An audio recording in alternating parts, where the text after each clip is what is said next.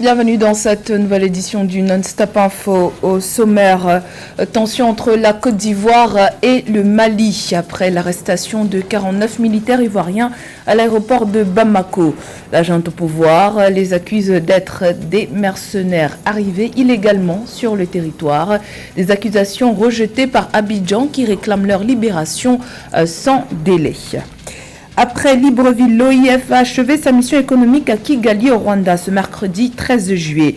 Une mission qui était axée sur 3 thématiques, l'agro-industrie, les énergies renouvelables, les biens et services numériques. Et puis ouverture prochaine d'un centre d'urgence médicale au Kenya, une initiative portée par l'OMS et les autorités kenyanes avec pour objectif d'améliorer la riposte aux urgences sanitaires sur le continent.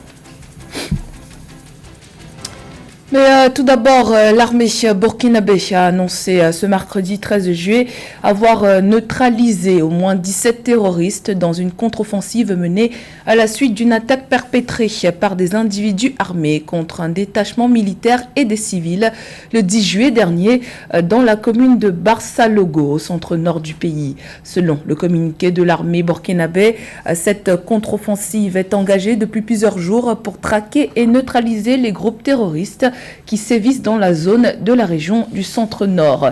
L'opération a mobilisé des unités terrestres et des appuis aériens et plusieurs raids ont été menés sur des bases terroristes identifiées grâce aux services de renseignement.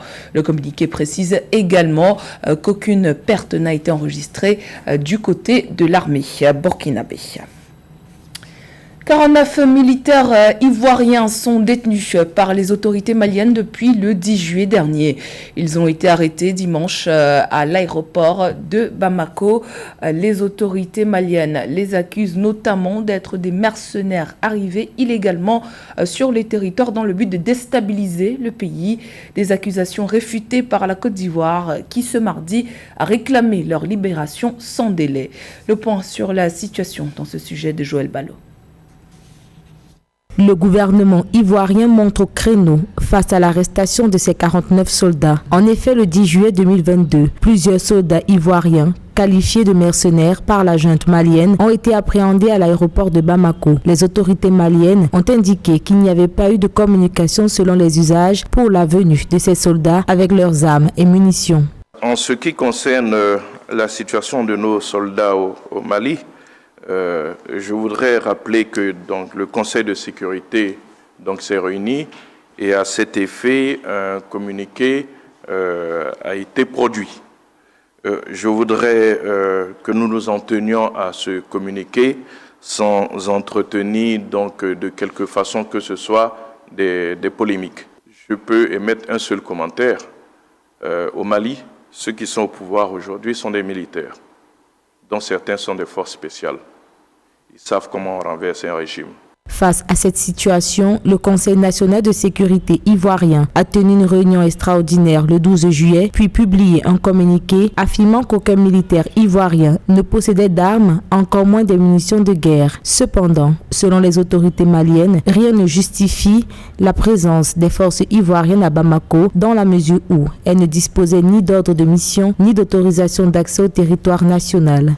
Aucun militaire ivoirien de ce contingent n'était en possession d'armes et de munitions de guerre à sa descente de l'avion. Les armes du contingent, comme autorisées par les Nations Unies pour la protection personnelle et les cas d'autodéfense et selon les procédures en la matière, se trouvaient dans un second avion. Qualifiant l'acte d'injustice, le gouvernement ivoirien exhorte le Mali à libérer sans délai les 49 militaires ivoiriens. Il appelle les populations au calme et à la retenue, assurant que toutes les dispositions sont en cours pour obtenir la libération rapide de ses membres de force de l'ordre.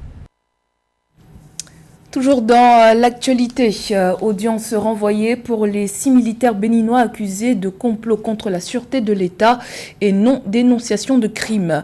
Arrêtés en 2018, leur procès était censé débuter ce mercredi 13 juillet à la Cour de répression des infractions économiques et du terrorisme.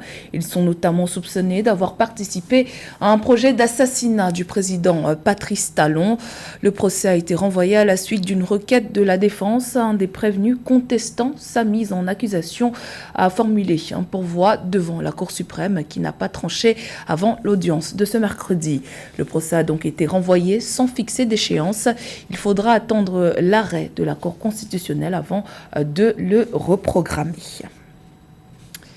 Récemment désigné comme président de la CEDEAO par ses homologues d'Afrique de l'Ouest, le président bissau-guinéen Umaro Sissoko Embalo ne perd pas de vue les défis qui sont les siens au plan interne. 5 mois après le coup d'État manqué en Guinée-Bissau, ce dernier revient sur la nécessité pour son pays de présenter une image positive. Corinne Kamse. C'est à l'unanimité qu'il a été désigné président de la communauté des États de l'Afrique de l'Ouest par ses pairs de la sous-région le 3 juillet 2022. Pour le président bissau-guinéen Umaro Sissoko Embalo, cette reconnaissance est également un message à l'endroit des agents de déstabilisation au sein même de son pays, a-t-il confié dans un entretien exclusif accordé à Africa 24. En février 2022, il avait échappé à une tentative de coup d'État. Le soutien de la CEDEAO ne s'est pas fait attendre. Une force de stabilisation de plusieurs centaines d'hommes est à pied d'œuvre en Guinée-Bissau pour appuyer les forces républicaines. J'ai les forces de la CEDEAO ici, 600 quelques personnes. C'est une force de stabilisation. Et moi-même, j'ai renforcé ma sécurité. Parce que, qu'est-ce qui s'est passé? C'est certains éléments de l'armée, qu'ils ont en prison d'ailleurs, qui étaient connus. Parce que tous les coups d'État, c'est le même visage. C'est le même visage. Je pense qu'on n'était pas assez prudent pour prendre les mesures sérieuses qu'on a prises aujourd'hui par rapport à ces éléments. Donc, on est en train de travailler pour montrer que ce n'est pas la peine. Aujourd'hui, Guinée-Bissau n'a pas besoin de notre coup d'État. Le président Embalo insiste sur la nécessité de redresser la Guinée-Bissau qui, aujourd'hui plus que jamais, est sous le feu des projecteurs. Depuis son accession à l'indépendance en 1973, ce pays lusophone prend pour la première fois la tête de la CEDEAO. À ces défis internes s'ajoute également sa responsabilité de leader vis-à-vis de ses voisins de la sous-région. Je préfère mourir que laisser ces pays-là rentrer en désordre. Pas de corruption, pas de désordre. En tout cas. Et là, il y a des conséquences. Parce que quand il y a des désordres et quelque chose, que les narcotrafiquants aussi en profitent quand l'État est fragile. Mais là, aujourd'hui, nous sommes relevés, nous sommes debout en tant qu'État pour repositionner la Guinée-Bissau dans la concert des nations. Après des décennies marquées par l'instabilité politique, la Guinée-Bissau doit convaincre. Dans cette perspective, le président a instruit au nouveau gouvernement installé en juin 2022 d'organiser des élections législatives anticipées le 18 décembre 2022, étape nécessaire pour combler le vide législatif que connaît le pays après la dissolution du Parlement. Outre cette mission, le nouveau gouvernement est également attendu sur le chantier de la lutte contre la corruption, gage d'une meilleure gestion économique. Après une première mission économique et commerciale de la francophonie en Asie du Sud-Est, l'Organisation internationale de la francophonie a achevé une deuxième mission en Afrique. Après le Gabon, la mission de l'OIF était à Kigali au Rwanda du 11 au 13 juillet, une mission pensée dans un objectif d'intensification des relations économiques et commerciales entre les 88 États et gouvernements membres et observateurs de l'OIF. Retour sur la rencontre de Kigali avec nos envoyés spéciaux Paul-Marcel Mayagui, Fraten Dakia-Isenga et Olivaris Laleye. Après l'étape de Libreville au Gabon et les rencontres de prise de contact informelles, la partie officielle de la mission économique et commerciale de la francophonie en Afrique centrale a officiellement été lancée le 12 juillet 2022 à Kigali au Rwanda. Un rendez-vous qui se veut être une matérialisation de la vision économique francophone. La francophonie, c'est aujourd'hui 321 millions de locuteurs dans le monde, majoritairement des jeunes et des femmes qui sont ouverts sur le monde et qui veulent apprendre, échanger et travailler. L'espace francophone, c'est aussi 16% du produit intérieur brut mondial, 20% des échanges commerciaux sur le plan global, 14% des réserves mondiales de ressources minières et énergétiques et enfin 15% des investissements directs dans le monde. Voilà les opportunités que présente le monde francophone. Durant 3 jours, du 11 au 13 juillet 2022, cet événement réunissant environ 250 entreprises locales et une centaine d'acteurs économiques provenant d'une trentaine de pays francophones donne aux participants la possibilité de nouer des partenariats, d'échanger des expériences, d'explorer de nouvelles destinations et opportunités à travers des visites d'entreprises locales et des rencontres B2B, mais aussi de découvrir les possibilités d'investissement du Rwanda, pays dont le taux d'accès aux services financiers est estimé à 90%. Avoir l'information est le premier des étapes. La deuxième, c'est qu'en présentant les opportunités qu'il y a ici au Rwanda, par les rencontres, on anticipe d'avoir des partenariats qui peuvent prendre racine et pourquoi pas se développer en contrat. Mais la troisième aussi, c'est que aujourd'hui, aucun pays ne peut travailler tout seul. Et le fait d'avoir plus de 54 pays dans l'espace francophone montre la richesse de pouvoir développer des chaînes de valeur régionales dans les différents aspects qu'on a discutés, que ce soit l'agro-industrie, l'énergie renouvelable ou même les services numériques. La mise en œuvre de la stratégie économique pour la francophonie 2020-2025 vise l'intensification des échanges commerciaux et des investissements dans l'espace francophone qui représente actuellement 20% des échanges mondiaux. Et après cette mission économique en Afrique, les missions économiques de la francophonie mettront le cap sur 2 capitales européennes et d'Amérique en 2022. Le Bénin, comme d'autres pays d'Afrique, est confronté à une pénurie de blé. La rareté de cette denrée a fait grimper les prix sur le marché international. Cette pénurie a permis l'émergence de la production locale de farine faite à base de bananes plantain. Une alternative qui, en plus d'être disponible, aurait aussi l'avantage d'être sans gluten. Gladys Mwamba. À toute chose, malheur est bon. C'est en somme la leçon tirée par Josiane Odonou.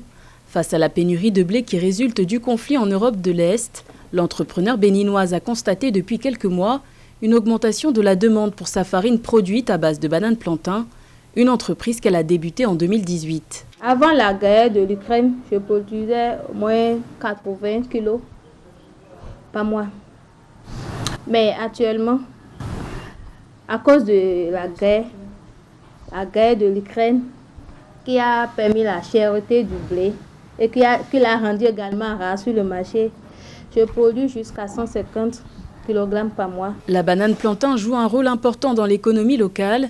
Elle peut être transformée en farine et s'utilise exactement comme la farine de blé pour confectionner pain, pâtisserie, sauce ou encore appareil à friture. Avec un avantage supplémentaire, selon Josiane Odonou, elle serait sans gluten. Une alternative locale est disponible. Mais nous avons la banane à notre disposition. Sur notre territoire, on peut en produire. Donc là, la farine de banane a sa valeur là. Le Bénin produit environ 19 000 tonnes de bananes plantain par an. Selon l'Organisation des Nations Unies pour l'alimentation et l'agriculture, la production de la farine de banane plantain pourrait être l'une des réponses apportées à la question de la sécurité alimentaire mondiale, à l'heure où l'Afrique de l'Ouest est confrontée à sa pire crise alimentaire jamais enregistrée depuis une décennie.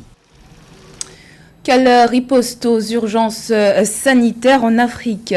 Au Kenya, un centre de l'Organisation mondiale de la santé dédié aux urgences sanitaires est en cours de construction.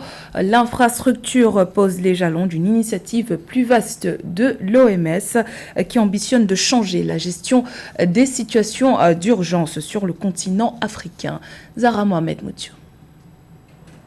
Le gouvernement kényan et l'Organisation mondiale de la santé ont lancé un centre d'urgence médicale, le premier d'un réseau de centres régionaux qui, selon eux, accélérera la réponse aux urgences régionales. L'installation en cours de construction à Nairobi comprendra un centre de formation, des stocks de matériel médical et hébergera des professionnels capables de répondre à une urgence médicale dans les premières 24 heures.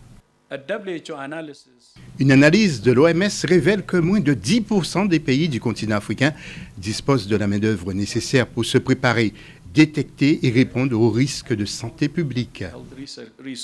Le Kenya ambitionne de devenir une plaque tournante régionale sur les questions liées notamment à l'équipement médical. Mais pour l'heure, il n'y a pas de calendrier quant à la date à laquelle l'installation deviendra pleinement opérationnelle. Mais le président kényan, Uhuru Kenyatta, se félicite de cette initiative. The setting up of this WHO logistics hub in Kenya. La mise en place de ce centre logistique de l'OMS au Kenya va de pair avec la création au Kenya de l'Institut Biovax, la première usine de fabrication de vaccins de notre gouvernement. La production locale de produits et de technologies de santé spécialisées chez Kenya Biovax, y compris la production d'une gamme de vaccins qui serait préqualifiée par l'OMS, créera une forte dynamique dans le partenariat au niveau de la chaîne d'approvisionnement entre l'OMS et le Kenya.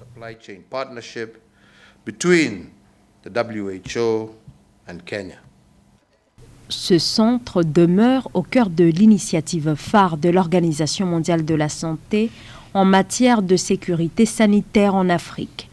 L'OMS qui déclare vouloir établir des équipes d'intervention d'urgence dans chaque pays africain. C'était le journal de la rédaction. Merci pour votre fidélité. Dans un instant, une nouvelle édition de l'actualité sur Africa 24.